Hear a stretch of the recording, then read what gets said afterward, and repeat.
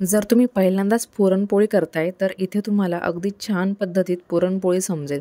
त्याचबरोबर पुरण पातळ न होता कसं शिजवायचं, उंडा कसा करायचा, पुरणाला चटका कसा द्यायचा हे सर्व ह्या व्हिडिओमध्ये क्लिअर होणार आहे।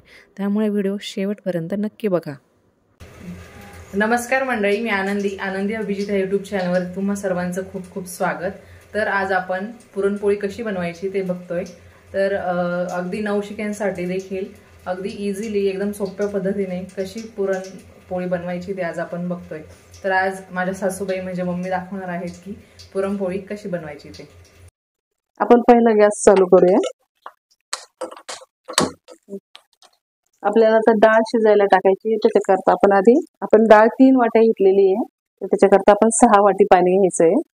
पाणी हे व्यवस्थित प्रमाणात घेतलं की डाळीत जास्त पाणी राहत नाही, पाणी लवकर निथळतं आणि पुरण पातळ देखील होत नाही।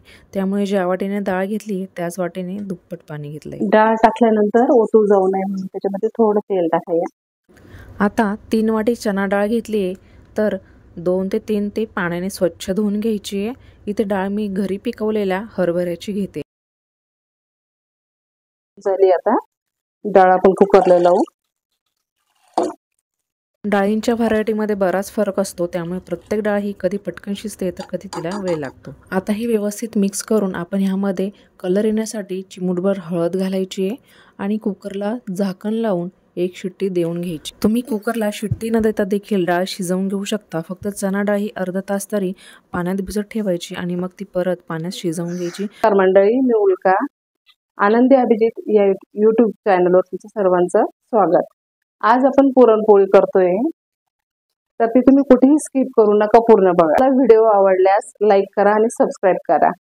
आता बरोबर एकाच शिट्टीमध्ये आपली डाळ ही परफेक्टली शिजली आहे, एकदम मऊसूत झाली, अगदी पाण्याचं प्रमाण देखील कमी जास्त झालेलं नाही आहे। डाळ निथळण्यासाठी थोडी चमचाने दाबून घ्यायची आहे, जेणेकरून कट हा छानपैकी सुटेल। आता आपण एका चाळणीमध्ये ही डाळ पाणी निथळण्यासाठी ठेवायची आहे। डाळीमधलं पाणी व्यवस्थित निथळून घ्यायचं आहे, जेणेकरून डाळीमध्ये जास्त पाणी राहिलं तर तुमचं पुरण पातळ होण्याची पुरेपूर शक्यता असते आणि ते दाटून यायला देखील बराच वेळ लागतो। त्यामुळे तुमचा वेळ वाचण्यासाठी मी दिलेलं जे परफेक्ट प्रमाण आहे ते घ्यायचं आहे। आणि निथळत आहे तोपर्यंत आपण कटाच्या आमटीची रेसिपी बघूया। तर मसाल्यासाठी इथे मी 2 कांदे असे उभे कापून घेतले। कांदा हा छान ब्राऊन होईपर्यंत भाजून घ्यायचा आहे। तुम्ही काप न करता तसाच भाजला तरी देखील चालेल, इतपत कांदा भाजून घ्यायचा आहे। आता खोबऱ्याची अर्धी वाटीचे काप करून ते देखील कांद्याप्रमाणे भाजून घ्यायचे। तर आता इथे सर्व पदार्थ मिक्सरमध्ये बारीक वाटून घ्यायचे। तर इथे घेतलंय मी पूर्ण 2 लसणाच्या पाकळ्या, 1 इंच आलं घेतलंय आणि मुठभर कोथिंबीर घेतली आहे।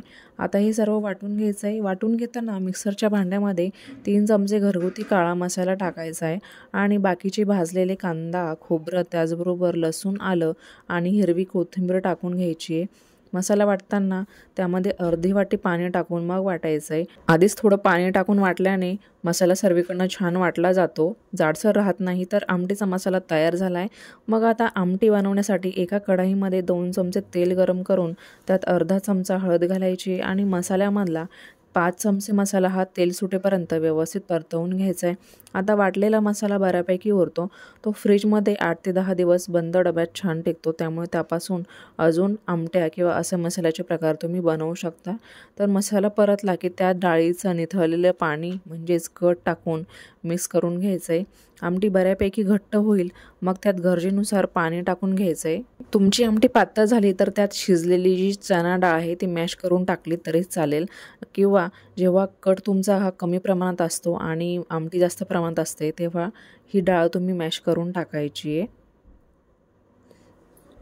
आमटीमध्ये चवीपुरतं मीठ टाकून 2 ते 3 उकळी देऊन घ्यायची आहे, ह्यामुळे छान चव येते आमटीला। 2 ते 3 उकळीनंतर कटाची आमटी इथे आपली तयार आहे। तर आता पाणी पूर्ण इथे डाळीमधलं निथळलेलं आहे। आता पुरणाला चटका देऊन घेऊया। तर 3 वाटी डाळीसाठी 2.5 वाटी मी गूळ घेतला आहे। गूळ किसून घ्या किंवा ठेचून घ्यायचा आहे। गॅसवर एक कढाई ठेवून त्यामध्ये शिजलेली चणा डाळ टाकायची आणि 2.5 वाटी बारीक केलेला गूळ घ्यायचा। चमच्याने मिक्स करत संपूर्ण गूळ हा मिक्स करून घ्यायचा आहे। चटका देताना मंद आचेवर तो द्यायचा आहे, जेणेकरून तो खाली लागणार नाही आणि थोड्या थोड्या वेळात चमच्याने मिक्स करायचा आहे। डाळीमधलं पाणी हे व्यवस्थित निथळून घ्यायचं आणि जो कट असतो तो आपण आमटीसाठी वापरलेला आहे. आमटीचे प्रमाण जास्त असेल आणि कट हा कमी असेल तर 2 ते 3 टेबलस्पून शिजलेली डाळ बाजूला काढून त्यामध्ये आमटीत टाकायची आहे. आता पूर्ण गूळ हा विरघळला की त्यामध्ये जायफळ आणि वेलदोडा टाकायचा आहे. इथे मी वेलदोड्याची पूड 1 चमचा टाकते आणि जायफळ हे चिमूटभर घातले. तो म्हटला की जायफळ हे आवर्जून त्या पदार्थामध्ये टाकायचं आहे. अप्रतिम चव त्या पदार्थाला येते. तर इथे सर्व पुरण आळून आलंय. ह्या टेक्स्चरला गॅस बंद करून पुरणाची चाळणी किंवा असं स्ट्रेनर घेऊन डाळ गरम असतानाच वाटून घ्यायची. अगदी पटकन आणि मऊसूत असं पुरण निघतं. कुठल्याच पद्धतीचं पुरण यंत्र किंवा कसलीच यंत्र तुम्हाला इथे लागणार नाही आहे. पुरण जरा थंड झालं की ती मिक्सरमध्ये देखील तुम्ही वाटून घेऊ शकता. एकदम परफेक्ट प्रमाणात परफेक्ट टेक्स्चर असं पुरणला येतं. आता पोळीसाठीची कणिक बनवून घेऊया. त्यासाठी 1 मोठी वाटीने मी गव्हाचे पीठ घेते. ते सुजीच्या चाळणीने गाळून घ्यायचं आहे. तुम्ही कपड्याने देखील गाळू शकता. कलरसाठी अर्धा चमचा हळद घालायची आणि चिमूटभर मीठ घालून कोरडं मिक्स करत 1 मोठी वाटी पिठाला जवळपास पूर्ण 1 छोटा ग्लास मी पाणी घातलं आहे आणि कणिक व्यवस्थित मळून घ्यायची. कणिक मळताना ती हलकीशी घट्ट ठेवायची आणि त्यावरती 1 चमचा तेल टाकून ती मळून घ्यायची. मी कणिक जितकी जोर देऊन जितकी वेळ ती मळाल तितकीच ती मऊसूत आणि छानपैकी बनेल. त्याचबरोबर पोळीला देखील टेक्स्चर एकदम सुंदर येईल. आता हे परत व्यवस्थित जोर देऊन आपण कणिक ही मळून घेऊया. पातळ देखील होणार नाही. आता ही आपण अर्धा तास तरी तिंबट ठेवायची आहे. झाकण ठेवून अर्धा तास ती तिंबट ठेवूया. तोपर्यंत आपण कांदा भजीचं जे पीठ आहे ते बनवून घेऊया. त्यासाठी एका मिक्सरमध्ये लसूण, हिरव्या मिरच्या आणि 1 इंच आलं घ्यायचं आहे आणि त्याचं असं पेस्ट बनवून घ्यायची. पेस्ट बनवताना पाणी न टाकता ती बनवायची. 2 वाटी मी इथे पीठ घेतलेलं आहे बेसनाचं. त्यामध्ये अर्धा चमचा हळद किंवा चिमूटभर हळद घालायची आणि चवीपुरतं मीठ टाकून हे मिक्स करून घ्यायचं आहे. 2 वाटी बेसन पिठासाठी मी अर्धा ग्लास पाणी टाकून मिक्स केलं आहे. आता हे मिक्स करून झालं की आपण ह्यामध्ये उभा चिरलेला बारीक कांदा कापून टाकायचा आहे आणि त्याचबरोबर बारीक चिरलेली मूठभर कोथिंबीर यामध्ये घालून हे पीठ देखील आपण आता 10 ते 12 मिनिटांसाठी छान रेस्टसाठी ठेवायचं आहे.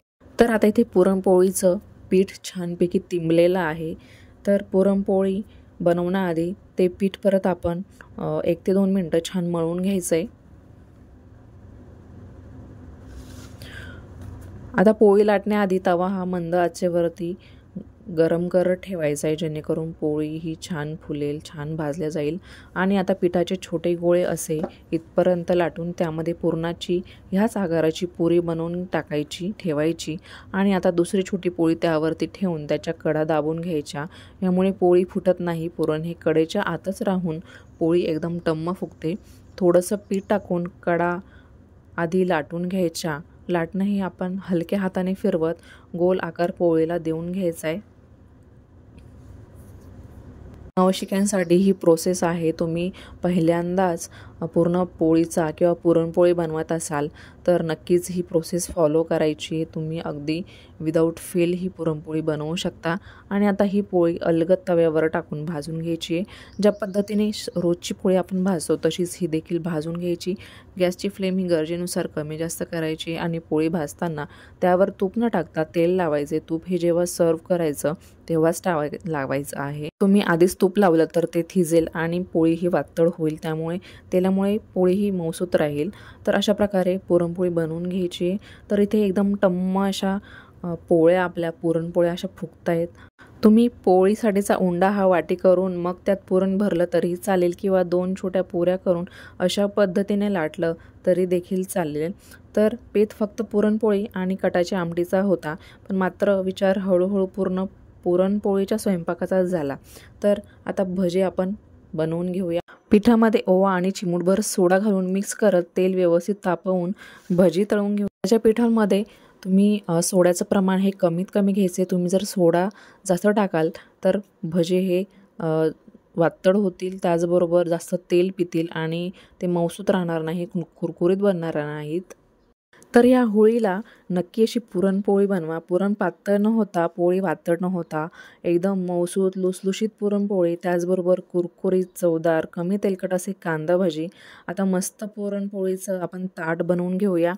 मीठ, लिंबू, कांदा भजी, भात, त्याचबरोबर दुधाची खीर आणि झणझणीत अशी कटाची आमटी, एकदम टम्म फुगलेली दाबून पुरण भरलेली पुरणपोळी, त्याचबरोबर कढईत मावेनासी झालेली कुरकुरीत कुरडई, पांढरी शुभ्र कुरडई आणि मस्त फुगलेला असा तांदळाचा किंवा नागलीचा पापड. तर मग कसा वाटला पुरणाचा स्वयंपाक ते कमेंट करून नक्की सांगा.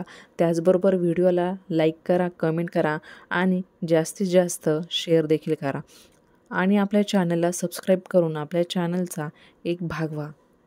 तर मग जास्त वेळ न घालवता पटकन ही रेसिपी तुमच्या मैत्रिणींना, तुमच्या मित्राला शेअर करा आणि जे नवशिके असतील त्यांना तर आवर्जून शेअर करा. अगदी एकाच प्रयत्नात पूर्ण स्वयंपाक ते करतील